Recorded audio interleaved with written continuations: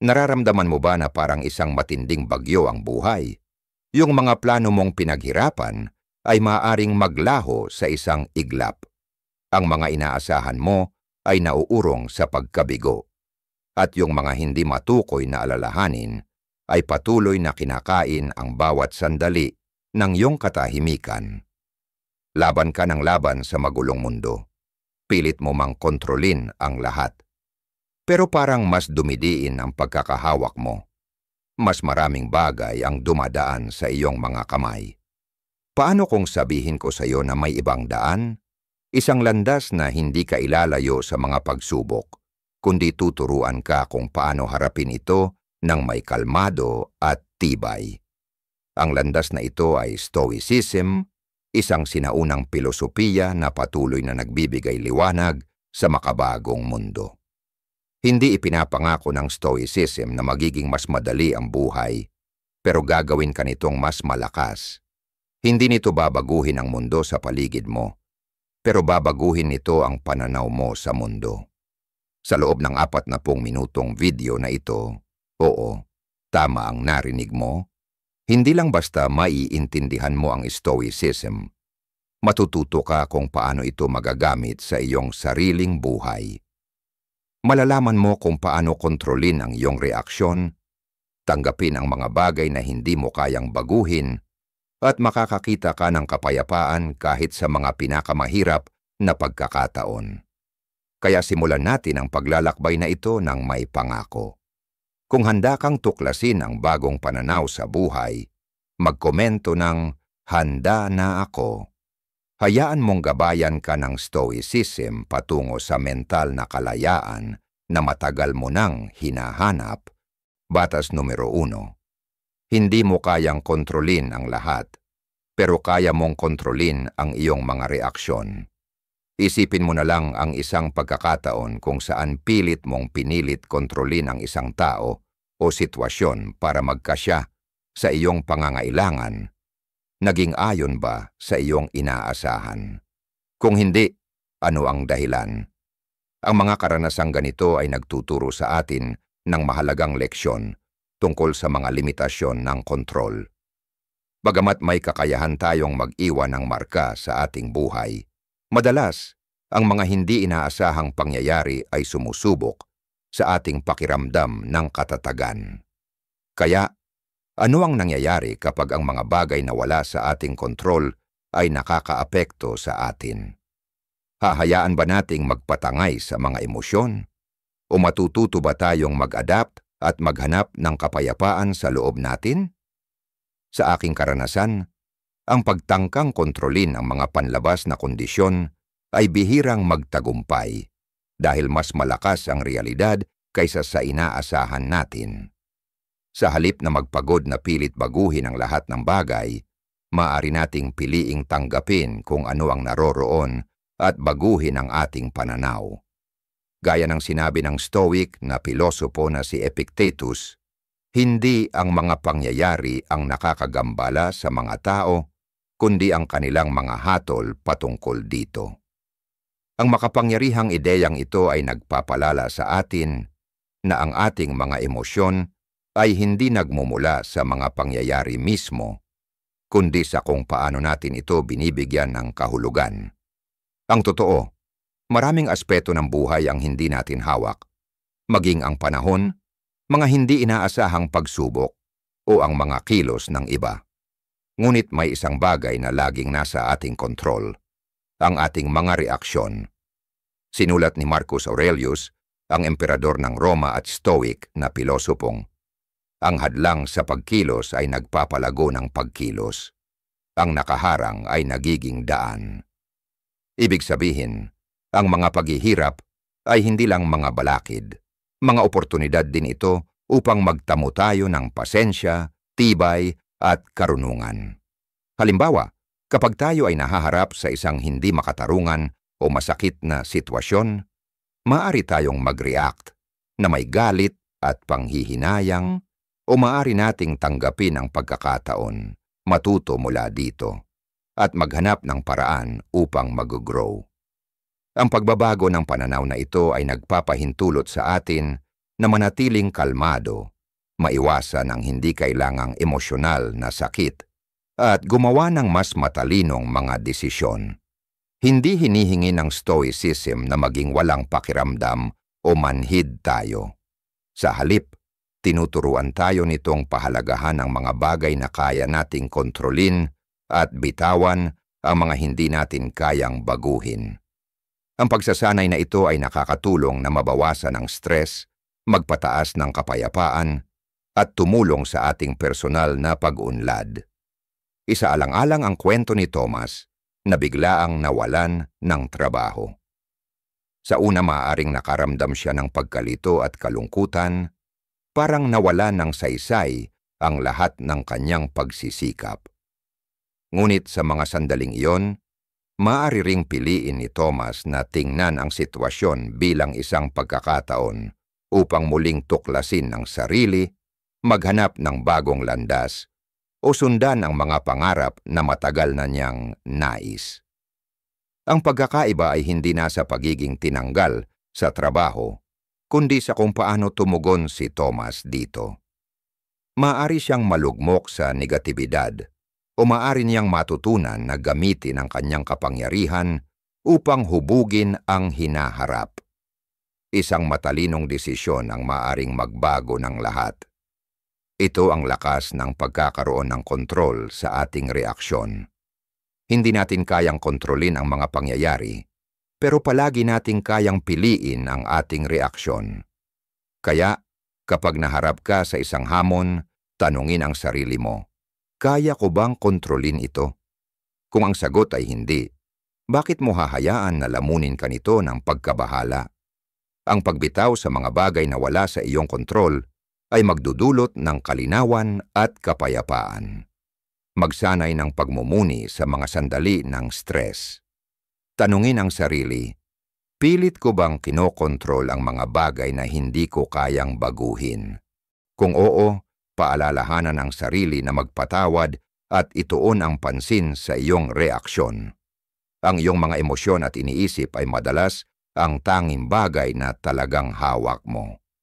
Ang Stoic na filosofiya ay nag-aalok ng malalim na pananaw kung paano natin haharapin ang buhay, hindi ng may takot at inis, kundi ng may pasensya, kalinawan at lakas.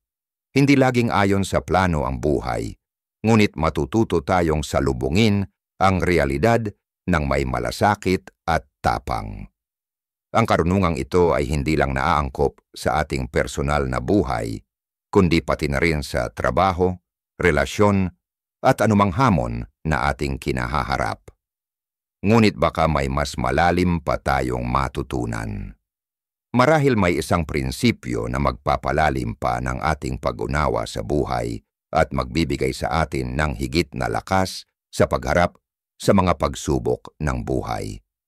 Isa sa mga pinakamakapangyarihang aral ng Stoicism ay ang pagsasama ng kamalayan sa kalikasan ng pagbabago ng buhay at ang kakayahang pamahalaan ng ating mindset. Sa kanilang kombinasyon, nabubuksan ang isang bagong paraan ng pananaw sa mundo at pagharap sa bawat hamon ng may bagong perspektibo. Magpatuloy tayo sa pagtuklas kung paano ang mindset na ito ay makakatulong sa iyo na baguhin ang iyong pagtingin sa buhay at matutunan kung paano humarap sa bawat pagsubok. Batas numero 2, ang pagninilay tungkol sa kamatayan ay makakatulong sa iyong buhay ng mas buo. Paano kung ang pagmumuni tungkol sa kamatayan ay isa sa mga pinakamakapangyarihang paraan upang maramdaman mong mas buhay ka, mas naroroon, at handang samantalahin ang bawat pagkakataon? Bagamat tila kakaiba, maaaring ang pagtanggap sa kamatayan ay mahalaga upang mabuhay ng tapat at masigla. Ang kamatayan ay isang paksa na madalas natin iwasan para sa mga halatang dahilan. Nagdudulot ito ng kalungkutan at nagpapaalala sa atin na ang buhay ay panandalian lamang. Ngunit kapag ito'y tinitingnan bilang isang natural na bahagi ng ating pag-iral at tinitalakay ng bukas sa ating mga mahal sa buhay, maaring magdala ito ng malaki at positibong epekto sa kalidad ng ating buhay, mental na kalusugan at kabuuang kaligayahan. Bagamat hindi komportable, ang pagmumuni tungkol sa kamatayan ay maaring magsilbing pinakamalakas na motibasyon upang mabuhay ng may kahulugan. Ang tanong ay, paano natin mababago ang takot sa kamatayan upang maging gasolina sa buhay? Ang sagot ay nasa pag-unawa na ang mismong realidad ng kamatayan ang nagtutulak sa atin upang mabuhay ng mas malaya. Sa pilosopiyang Stoic, ang konsepto ng memento mori, isang paalala ng ating mortalidad, ay hindi isang mensahe ng takot, kundi isang imbitasyon upang gawing makulay at makulay ang bawat araw. Ang memento mori ay hindi lang para sa mga oras ng krisis, kundi isang bagay na dapat pagnilayan araw-araw, na nagpapaalala sa atin na bawat sandali ay mahalaga. Ang pagtanggap na ang lahat ng bagay ay may wakas ay tumutulong sa atin na magtuon sa mga bagay na talagang karapat-dapat sa ating oras at lakas. Sa kanyang talumpati noong 2005 sa Stanford, sinabi ni Steve Jobs, ang kamatayan ay malamang ang pinakamagandang imbensyon ng buhay. Ito ang ahente ng pagbabago ng buhay. Binanggit ni Jobs na ang pag-alala na siya ay mamamatay balang araw ay tumulong sa kanya na gumawa ng malalaking desisyon sa buhay. Hindi dahil sa takot o kayabangan, kundi mula sa isang malinaw na pananaw.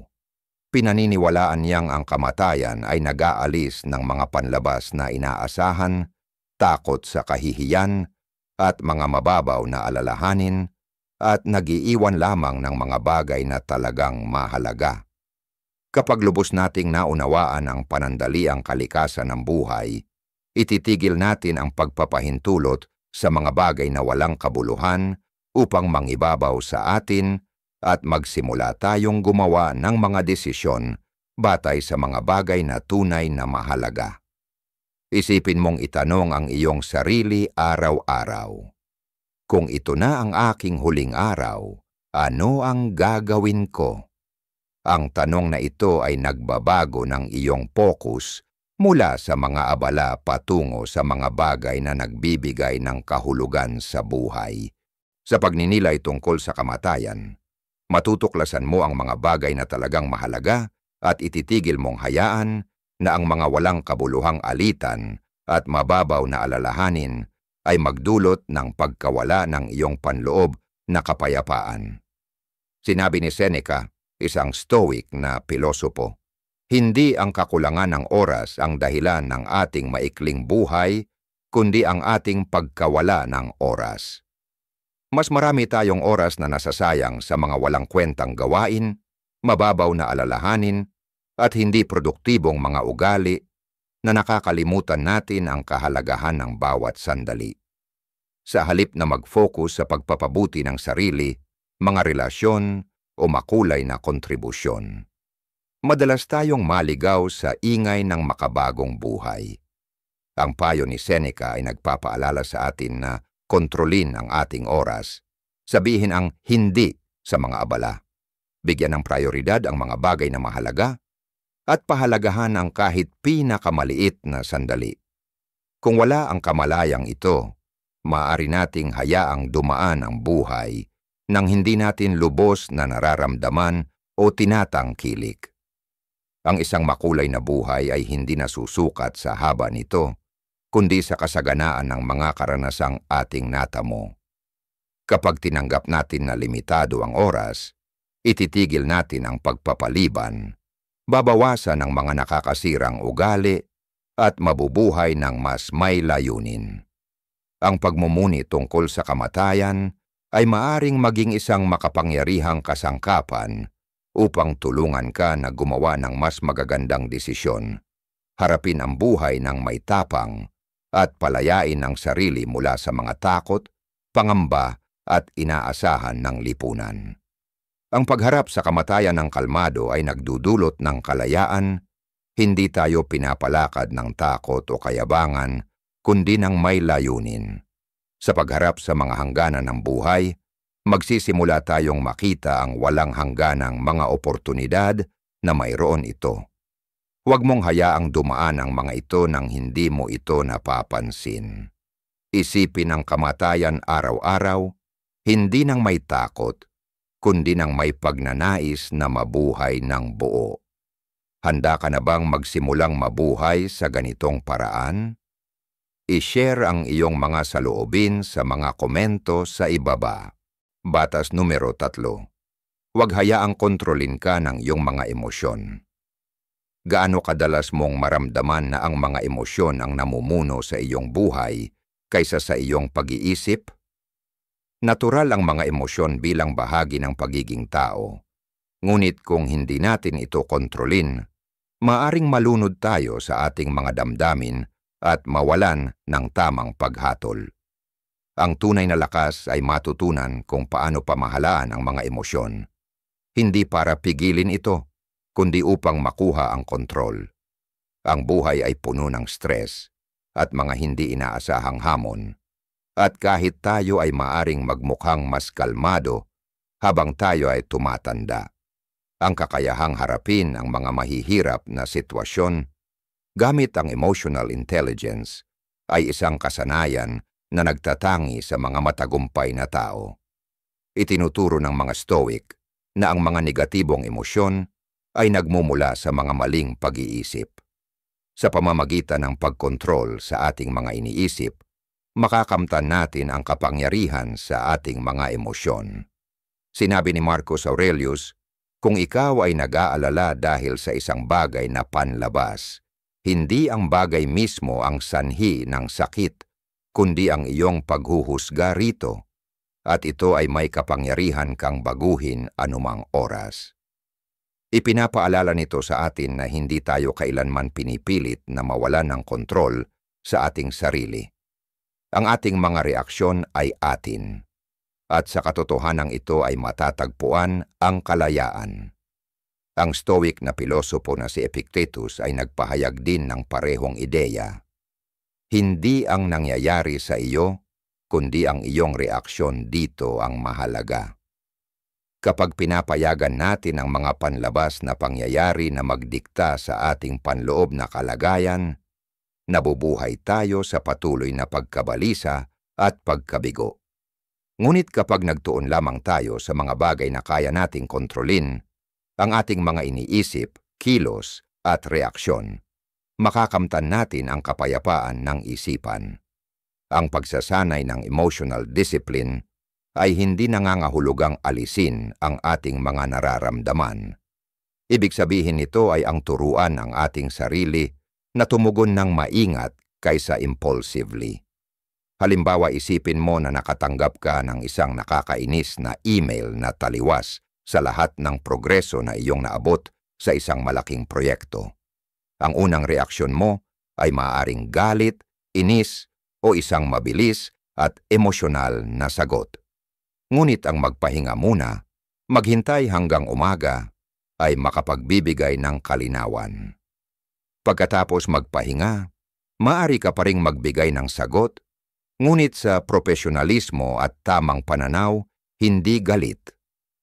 Ang maliit na desisyon na ito, ang maghintay, ay maaring magpanatili ng mga relasyon at kredibilidad.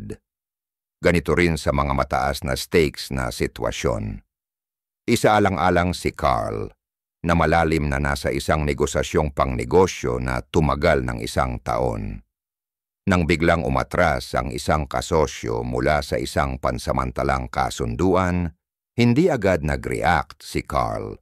Sa halip, nagpose siya, binigyan ng oras ang kanyang mga emosyon na humupa, at bumalik kinabukasan ng may malinaw na paghatol na nagresulta sa isang mas magandang deal.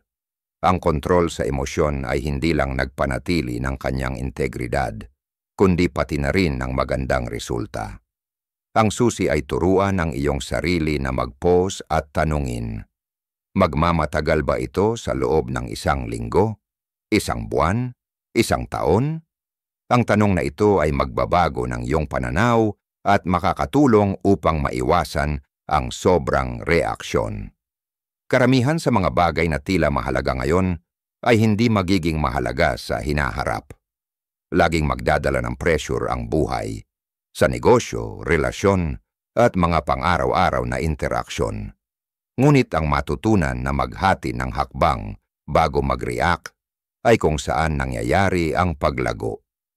Wala ni isa sa atin ang perpekto, at lahat tayo ay may mga emosyonal na desisyong pinagsisisihan.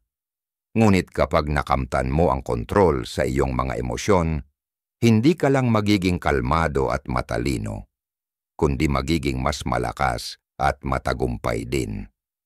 Ang taong may kontrol sa kanyang emosyon ay hindi madaling matatalo dahil siya ay nakapag-master sa kanyang sarili.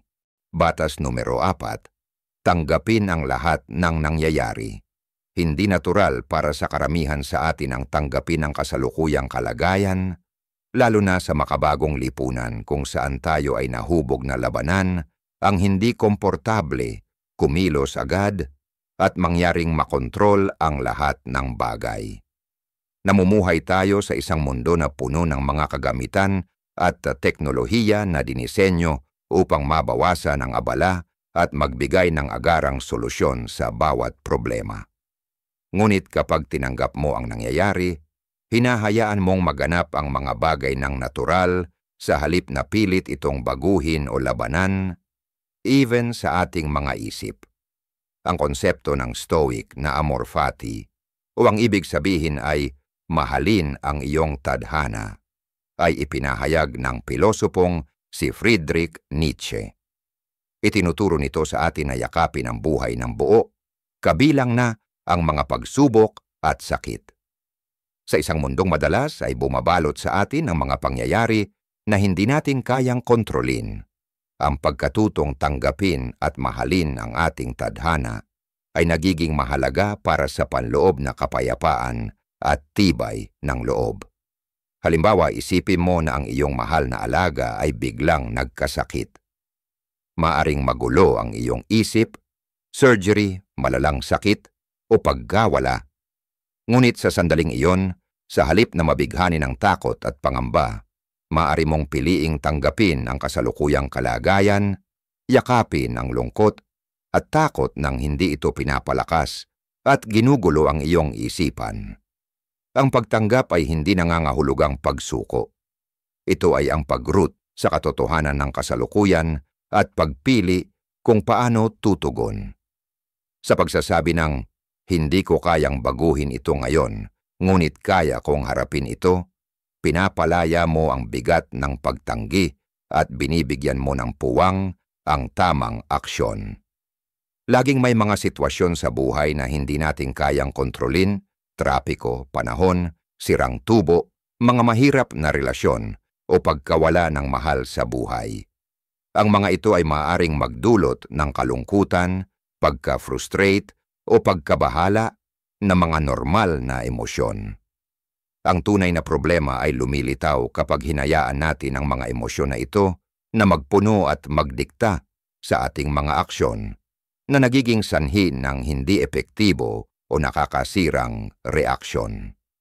Minsan sa ating pagtatangkang muling makuha ang kontrol, tayo ay nagiging impulsive o tinatanggihan ang katotohanan na hindi makapagdadala ng kapayapaan. Ang tunay na pagtanggap ay ang pagkilala sa masakit na katotohanan ng walang pagtutol at ang pag-unawa na ang mga emosyon ay bahagi ng ating karanasang pantao. Ang amor fati ay hindi naghihikayat sa atin na pigilan ang sakit. Sa halip, iniimbitahan tayo nitong yakapin ito bilang bahagi ng ating paglago. Isang magandang halimbawa nito ay si Viktor Frankl, isang Holocaust survivor at psychiatrist, na sa kabila ng hindi masukat na pagdurusa, pinili niyang magpatuloy at maghanap ng kahulugan kahit na sa mga pinakamatinding pagsubok. Sa kanyang aklat na Man's Search for Meaning, ipinaliwanag niya na bagamat hindi niya kayang baguhin ang kanyang kalagayan, may kapangyarihan siya sa kung paano siya tutugon. Ang pag-iisip na ito ay hindi lamang nakatulong sa kanya upang mabuhay, Pinagbago nito ang kanyang pagdurusa at ginawang lakas. Ang kwento ni Frankl ay nagpapaalala sa atin na kahit gaano pa kadilim ang buhay, hawak pa rin natin ang kapangyarihan upang piliin ang ating pananaw. Ang pagtanggap sa lahat ng nangyayari ay hindi nangangahulugang pagsuko sa tadhana o mawalan ng pag-asa. Ito ay nangangahulugang pagkilala sa limitasyon ng ating kontrol at pagtugon sa mga bagay na may karunungan, hindi takot. Kapag tinanggap natin at minahal ang buhay sa lahat ng aspeto nito, kasama na ang mga sakit at hindi tiyak na mga kaganapan, nagkakaroon tayo ng lakas upang lumago, magbago, at kumilos ng mas malinaw. Kaya't tanungin mo ang iyong sarili, kaya mo bang mahalin ang iyong tadhana? May lakas ka bang harapin ang buhay kung paano ito dumarating? Yakapin ang lahat, mabuti man o masama, at tuklasin ang kapayapaan sa pagtanggap na ito. Naway magsilbing simula ito upang tuklasin ang kapangyarihan ng amor fati sa araw-araw na buhay. Batas numero 5. Ang halaga ng pagiging simple at minimalismo sa pag-iisip.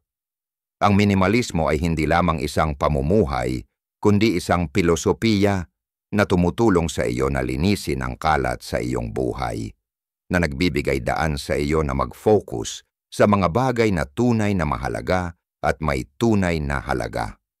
Ang kalat ay maaring lumitaw sa maraming aspeto ng buhay, mula sa pisikal na espasyo hanggang sa isipan, mula sa pang-araw-araw na gawi hanggang sa paraan ng paggawa natin ng mga desisyon. Ang minimalismo ang susi upang alisin ang mga hindi nakikitang alikabok, na tumutulong sa iyo na makita ang landas na nais mong tahakin at ang mga bagay na kinakailangan upang makamit ang iyong mga layunin. Sa isang mundong lalong nagiging magulo at puno ng tukso, ang pagpapanatili ng isang simpleng buhay ay makakatulong sa ating kaluluwa upang makahanap ng kapayapaan at lakas sa loob. Kaya't binigyang diin ng pilosopiyang Stoiko ang kahalagahan ng pagiging simple sa buhay bilang isang landas patungo sa kalayaan at katahimikan. Isa sa mga pangunahing prinsipyo ng Stoicismo ay na mas simple ang buhay, mas magaan ang isipan. Ang pagiging simple ay hindi lamang tumutulong sa pagbawas ng stress, kundi tumutulong din sa atin na mapagtanto na hindi natin kailangan ng marami upang maramdaman ang kaligayahan at kasiyahan. Si Seneca, isa sa mga dakilang Stoic na pilosopo, ay nagsabi, hindi ang taong may kakaunti, kundi ang taong humahanap ng marami ang mahirap. Ang pahayag na ito ay isang malalim na paalala upang hindi hayaan ang mga hangarin at materyal na bagay na kontrolin ang ating buhay.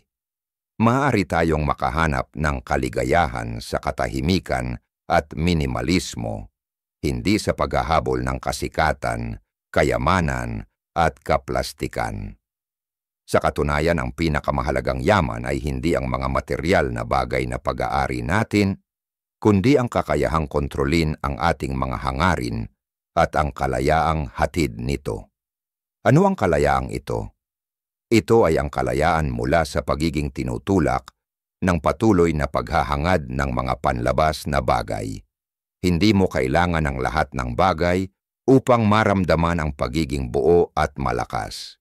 Kailangan mo lamang ang mga bagay na tunay na mahalaga, ang mga bagay na makakatulong sa iyong paglago at magbigay ng makulay at makulay na buhay.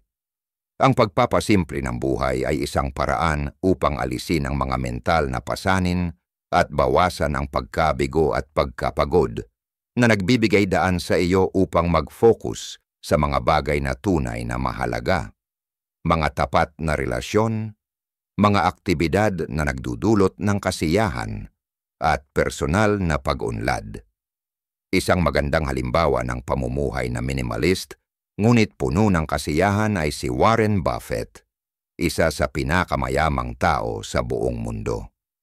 Kahit na nagmamay-ari siya ng bilyon-bilyong dolyar, Si Warren Buffett ay naninirahan pa rin sa isang simpleng bahay sa Omaha, Nebraska, kung saan siya nakatira ng mahigit 60 taon. Hindi siya naghahabol ng mga walang kwentang bagay, hindi siya nagmamay-ari ng mamahaling mga kagamitan, at hindi siya namumuhay sa marangyang paraan. Pinili niyang mamuhay ng simple na itinataguyod ang karamihan ng kanyang oras sa gawaing mahal niya at sa mga taong mahalaga sa kanya. Ang kamangha-mangha ay hindi niya ipinagpapalit ang kanyang pamumuhay. Kahit na ang kanyang kayamanan ay maaaring mag-udyok sa maraming tao na maghanap ng kasikatan at luho, hindi niya nararamdaman ang pangangailangang baguhin ang kanyang pamumuhay upang makasunod sa mga inaasahan ng lipunan. Ang kanyang pamumuhay ay nagbigay inspirasyon sa marami, na nagpapaalala sa atin na ang tunay na yaman ay hindi nasusukat sa kung ano ang pag-aari natin, kundi sa kung ano ang itinuturing nating tunay na mahalaga sa buhay. Ang paraan ng pamumuhay niya ay nagpapakita ng isang mahalagang katotohanan. Hindi ito tungkol sa kung gaano karaming ari-arian ang mayroon ka, kundi kung gaano karami ang kailangan mo upang maramdaman ang kasiyahan. Ang pagpapalaya sa mga hindi kinakailangang bagay ay hindi lamang tumutulong sa pag-save ng oras at pera, kundi nagdudulot din ng isang payapang buhay na hindi tinatablan ng mga panlabas na abala. Sa isang mundong puno ng mga tukso at marangyang kagamitan, ang pagiging simple na pinili ni Warren Buffett ay nagiging isang mahalagang aral sa tunay na kasiyahan at kaligayahan.